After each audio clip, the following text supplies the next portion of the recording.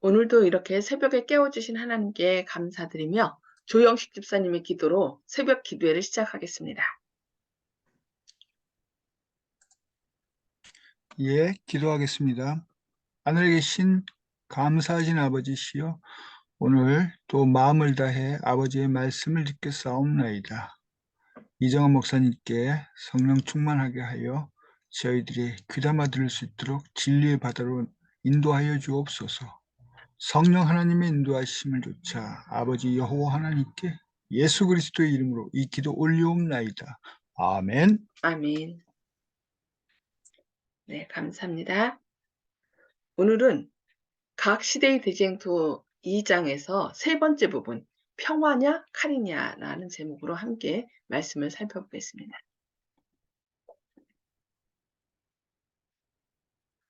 그렇다면 복음이 어떻게 잠깐만요.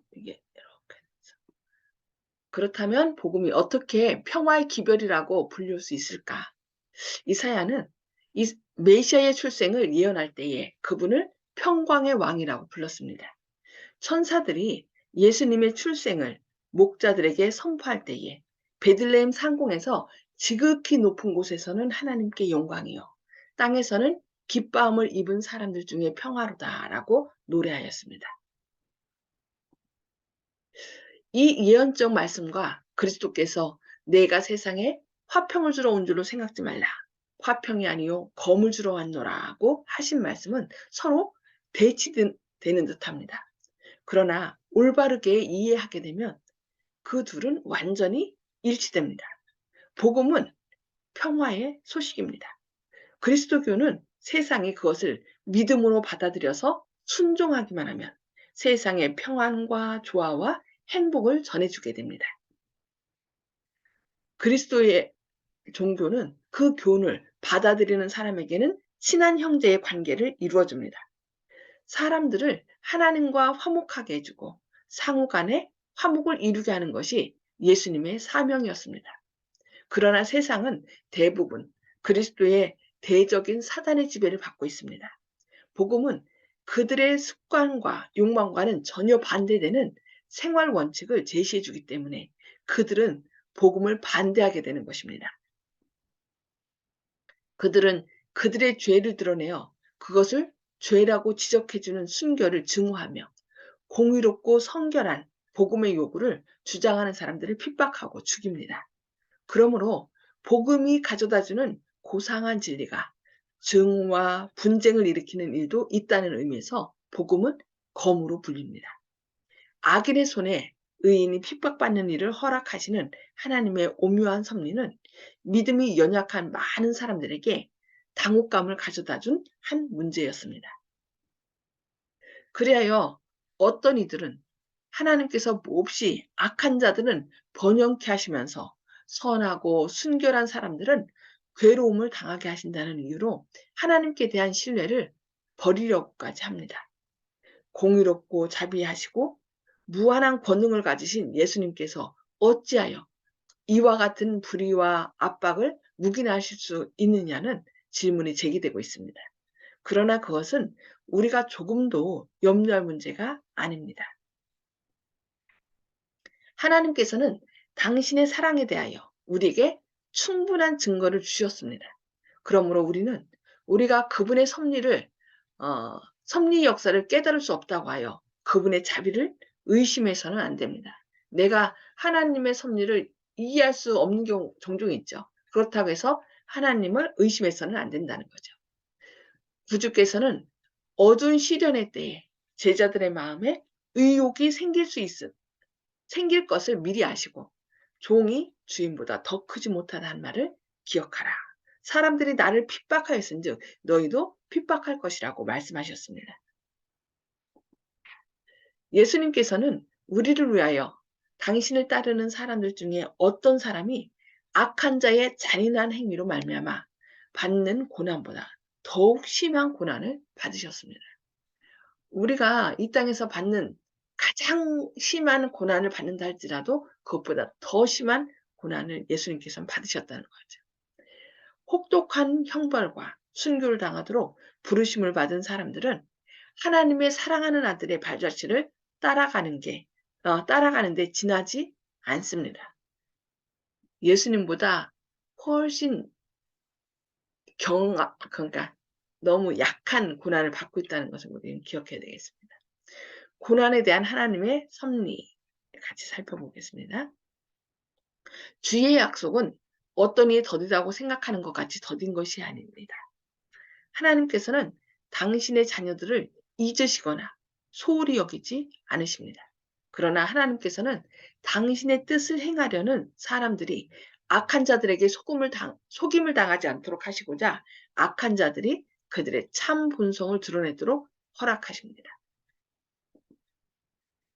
또한 의인이 고난의 풀무 가운데 던짐을 받는 것은 그들을 정결하게 만들고 그들의 본을 통하여 다른 사람들에게 신앙과 경건의 실제를 보여주고 그들의 일관된 행동으로 불경건하고 믿지 않는 자들을 정죄하기 위함입니다.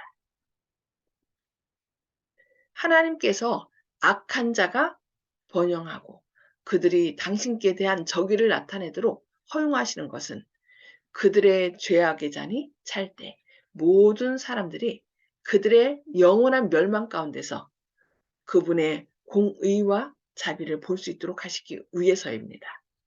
하나님의 보복의 날, 곧 하나님의 율법을 범하고 하나님의 백성을 학대한 모든 자들이 공정한 보응을 받는 날, 하나님의 충성된 백성에게 행한 모든 잔악하고 불의한 행위가 그리스도 자신에게 행한 것으로 인정되어 벌을 받는 날이 신속히 다가오고 있습니다. 위에 그림을 보니까 뭐가 나와요? 화형자 당하기도 하고, 저 위에 보면은 짐승에게 찢겨 죽임을 당하기도 하고, 또 수레바퀴에 매달려서 불리면서 또 칼에 목베임을 당하기도 하고. 너무나, 그러니까 하나님의 영이 함께하지 않으면 결국은 사단의 영에 지배되어서 이 마지막 때 어, 거룩에 대한 증오심으로 인하여 많은 사람들이 이렇게 그리스도인들을 죽일 것입니다. 핍박할 것입니다. 그러나 머지않아 예수님께서는, 그 모든 것을 아시는 주님께서는 이 땅에 오셔서 그것을 행위대로 갚아주신다고 우리에게 말씀하고 있습니다. 약속하고 있습니다. 오늘날 교회가 주의해야 할 더욱 중요한 문제가 또 하나 있습니다. 사도 바울은 무릇 그리스도 예수 안에서 경건하게 살고자 하는 자는 핍박을 받으리라고 말하였습니다. 여기 경건하게 산다는 얘기는 뭐예요? 경건은 결국 하나님을 닮는 것이에요. 복음의 핵심이 누구를 닮는 것이라고 했어요? 하나님의 형상을 회복하는 것이라고 했잖아요. 그래서 경건하게 살고자 하는 자, 곧 예수님의 형상을 회복하고자 하는 사람은 핍박을 받으리라 얘기하는 거죠. 참 안타깝게도 이 마지막 시대의 사람들은 경건의 모양만 원하고 그 경건의 능력은 부정한다라고 얘기했습니다. 그렇기 때문에 하나님을 닮아가는 사람들이 결국 그 모양만 따라가는 사람들의 그 죄를 책망하기 때문에 경건하게 살고자 하는 자, 하나님을 닮아가는 자들을 어떻게 죽이려고 하는 거죠. 그러면 박해의 불이 거의 꺼진 듯이 보이는 것은 무슨 이유인가? 그 유일한 이유는 교회가 세속적 표준과 타협하여 별로 반대를 받는 일이 없기 때문이다라고 얘기하고 있습니다. 우리가 너무 이 세상과 타협하기 때문에, 그러니까 결국 이 세상이나 교회나 똑같다는 거예요. 많은 사람들이 나는 뭔가 거룩한 것을 원해서 정말 이 세상이 이게 아니다라고 생각해서 교회 왔는데 그냥 예수님 믿기 전에 내가 살던 삶과 교회에서의 삶이 똑같다는 거예요. 그래서 어떻게 해요? 뭐가 없어요? 핍박이 없다는 것입니다. 그러니까 우리가 너무 지금 편안하게 살고 있다는 얘기는 내가 너무 이 세상과 타협하여 살기 때문이 아닌가, 우리 자신을 좀 돌아봐야 되겠습니다. 그렇다고 박해를 자처해서도 안 된다라고 얘기하고 있어요. 뭐 이제 일요일 법령 같은 것이 내릴 때 그게 그 일요일 법령대로 뭐 일요일 날 예배드리지 안식일 예배드리지 말고 아니죠. 일요일 날 예배드리라고 했으니까 일요일 날 예배드리는 것은 일요일 법령을 따르는 것이다라고 생각해서 그날 그냥 일부러 일함으로 그 박해를 자초하지 말라는 말이 있어요. 오히려 안식일 날 예배드리고 일요일 날은 어떻게 함께 교회에 모여서 예배드리지 말고 어떻게 하면 더 선교를 잘할 것인지 그날 사람들을 방문하고 그날 이렇게 하나님의 일을 행하라라고 그렇게 말씀하시더라고요. 그러니까 여기 교회가 세속적 표준과 타협하여 별로 반대를 받은 일이 없기 때문에 박해가 없다. 그러니까 나는 더 열심히 하나님 뜻대로 살아야 돼. 맞아요. 하나님 뜻대로 살지만은 일부러 박해를 자초하지는 말라는 것을 우리가 기억해야 되겠습니다. 오늘날의 종교는 그리스도와 그분의 사도들이 생활하던 당시의 그리스도인의 신앙처럼 순결하고 거룩한 성격의 것이 아닙니다. 그리스도교가 세상에서 인기가 있는 유일한 이유는 죄와 타협하는 정신 때문에. 그러니까 좀 아까 얘기한 거하고 똑같죠. 죄와 타협하는 것 때문에 세상 사람들이 오히려 교회를 좋아하고 핍박하지 않는다고 얘기한 거죠. 그래서 그리고 하나님의 말씀의 위대한 진리들이 너무도 무시되고 있기 때문에 그리고 교회 내에 활력이 넘치는 경건이 거의 없기 때문에 많은 사람들이 이 교회를 좋게 생각하고 교회에 온다는 것입니다. 그러니까 교회가 진리를 바라게 되면 어떻게 돼요? 사람들이 진리를 거절하고 박해의 불길이 일어난다라고 얘기하고 있는 것입니다. 초대교회의 신앙과 능력이 되살아날 때 박해의 정신은 다시 나타날 것이며 핍박의 불길은 다시 타오를 것이다. 지금 사단 편에서는 전 세계를 한 세상으로 단일 세계로 만들려고 New World Order 제가 NWO 그러니까 New World Order라는 단일 세계 체계로 지금 나가려고 지금 밑작업을 계속하고 있습니다. 지금 대통령이 다보스 포럼인가요? 거기 갔다고 이제 떠난다고 얘기 들었는데 떠났다고 들었는데 거기서 세계 경제 포럼이 있거든요. 근데 거기서 경제만 얘기하는 것이 아니라 또 법 체제, 또 기후 문제 이 모든 것을 통하여 우리가 함께 살기 위해서는 한 체제로 나가야 된다라고 하면서 이제 전 세계 통합 운동을 벌이는 그 회의가 됩니다. 그래서 점점 사단편에서는 전 세계를 한 체제로 묶고 그것을 따르지 않는 사람들을 어떻게든지 없애려는 그런 작전을 지금 쓰고 있는데 여러분 우리가 정말 이런 때에 성령님께서 우리의 눈을 밝히셔서 정말 때를 분별할 수 있는 지혜를 달라고 하나님께 간절히 기도해야 되겠습니다. 그래서 온전히 여기 얘기한 것처럼 초대교회의 신앙과 능력이 되살아날 때에 박해 정신은 다시 나타날 것이며 핍박의 불길은 다시 불타오를 것이라 했는데 사단 편에서도 그렇게 작전을 하고 나가는데 우리도 성령님께서 이 마지막 때에 구원받을 이 마지막 사명을 다할 사람들을 찾기 위하여 뭘 부어주셔요? 성령을 부어주셔서 늦은 비 성령으로 온전히 하나님의 형상을 회복하고 예수님의 재림을 촉진하도록 큰 소리를 외칠 수 있는 당신의 백성들을 찾고 있다는 거. 그래서 오늘 말씀 듣는 모든 분들이 성령 충만함으로 하나님 편에 굳게 서시는 저와 여러분 되기를 바라면서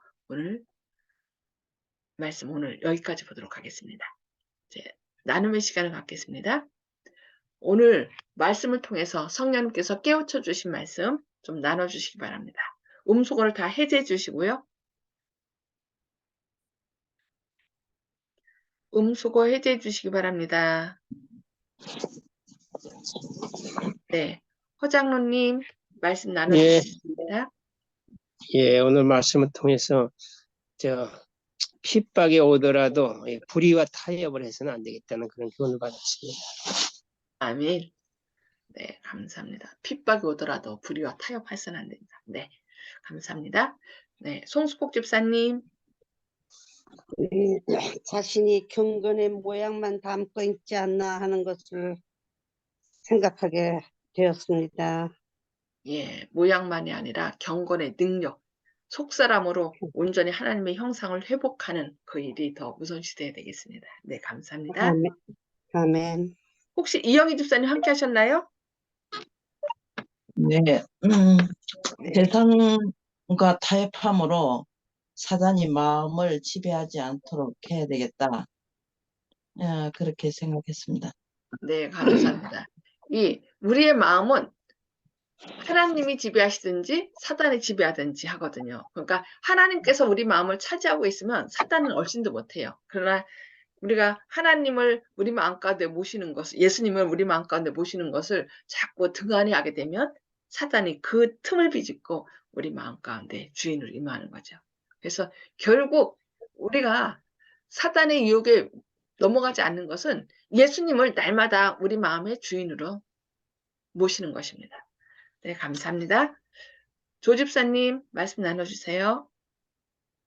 예, 듣기 싫은 소리를 마지막에 해야 하는 것이 기별 전달자의 그 책임이고, 또 옛날에 어떤 유명한 그 돌아가신 대통령께서 그 정치 활동을 하실 때 닭의 목을 비틀어도 새벽을 온다고 했으니까 저희들이 그 사명을 절하지 않는다고 해서 그날이 오지 않는 것이 아니고, 저희가 또 무면에서 저희들 한 몸 살 수 있는 것이 아니기 때문에 죽을 때 깨끗하게 죽는 것이 주님한테 구원받는 길이 아닌가, 그렇게 생각합니다. 아멘.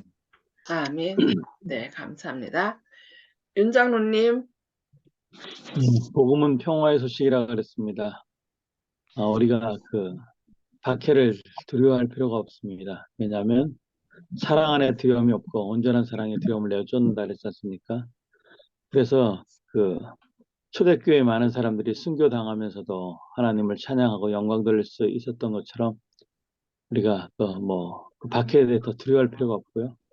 복음은 정말 우리를 구원하는 평화의 소식이다. 기쁨의 소식이다. 이렇게 우리가 알고 행동했으면 좋겠습니다. 아멘. 네, 감사합니다. 예. 저는 여기 그리스도교가 세상에서 인기가 있는 유일한 이유는 죄와 타협하는 정신 때문에, 그리고 하나님의 말씀의 위대한 진리들이 너무도 무시되고 있기 때문에, 그리고 교회 내에 활력이 넘치는 경건이 거의 없기 때문이라는 말씀이 좀 마음에 안타까웠습니다. 예. 우리가 교회에서는 죄의 문제를 해결해야 되거든요. 예수님이 그 문제를 해결하기 위해서 오셨는데, 죄의 문제는 다루지 않고 그냥 예수님만 믿으면 뭐 한다고? 평안을 누리고 건강하고 복 받고, 이런 것 때문에 정말 사람들의 인기를 끌고 있지 않은지, 정말 우리의 교회가 너무 평화 그냥 사랑 맞아요. 사랑은 중요한데 문제는 우리 속에 있는 뭐는 없어야 돼요. 시기와 질투, 이런 죄악은 주님의 보혈로 깨끗함을 받고, 그 다음에 예수님의 사랑으로 더 사랑하고 평화를 누려야 되는데, 죄의 문제를 다루지 않고서 평화를 얘기한다는 거는 정말 하나님의 뜻이 아닌 것 같습니다. 그래서 오늘도 예수님 앞에 나아가 또 성령의 밝혀주심으로 인하여 내가 품고 있는 죄가 무엇인지 깨닫게 하고, 또 그 죄의 문제를 예수님의 보혈로 정결케 함을 받아서 주님의 아름다운 형상을 회복하는 오늘 하루 되시기를 기도합니다. 자, 말씀 생각하시면서 기도하고요. 또 서로 개인 기도 서로 나누도록 하겠습니다. 하늘에 계셔서 저희를 사랑하신 아버지, 오늘도 이렇게 새벽에 깨워주시고 또 이 문제 있었던 줌 시스템을 다시 잘 회복시켜 주시니 감사합니다. 주님, 우리가 날마다 새로운 것을 배워야 하듯이 우리의 영적인 삶에서도 잘못된 상황에 처하고 있지는 않은지, 너무 안일한 가운데 처하고 있지는 않은지 우리 자신을 돌아보게 하시고 성령의 깨우치심을 통하여 우리의 잘못이 무엇인지 깨닫고 주님의 보혈로 죄 씻음을 받는, 그래요. 날마다 우리 안에 주님의 아름다운 형상을 회복하고 또 그리하여 주님을 우리의 마음의 주인으로 섬기는 그런 삶이 될 수 있도록 선한 길로 인도하여 주시옵소서. 사단은 자기의 때가 얼마 남지 않은 것을 알기에 전 세계를 한 체제로 만들며 우리를 박해하려고 또 시스템을 정비하고 있습니다. 이러한 때에 우리가 온전히 주님의 말씀으로 무장하여 이 평화의 기별, 정말 머지않아 주님께서 우리를 구원하러 오신다는 이 사실을 알지 못하고 그저 사단에 얽매여, 죄에 얽매여 살아가고 있는 사람들을 깨우쳐서 함께 구원함에 이를 수 있도록 준비시키는, 사명을 잘 감당하는 저희들 될 수 있도록 오늘 또 성령 충만하심을 부어주시옵소서. 주님의 사랑과 은혜 가운데 선한 길로 인도하실 것을 인하여 감사드리오며 예수님의 이름으로 간절히 기도드리옵니다. 아멘. 아멘. 감사합니다. 오늘도 함께 해주셔서 감사합니다. 네, 수고 오늘도 많으셨습니다. 네, 성령 충만하심으로 힘있게 나가시는 하루 되시길 기도합니다. 감사합니다. 아멘.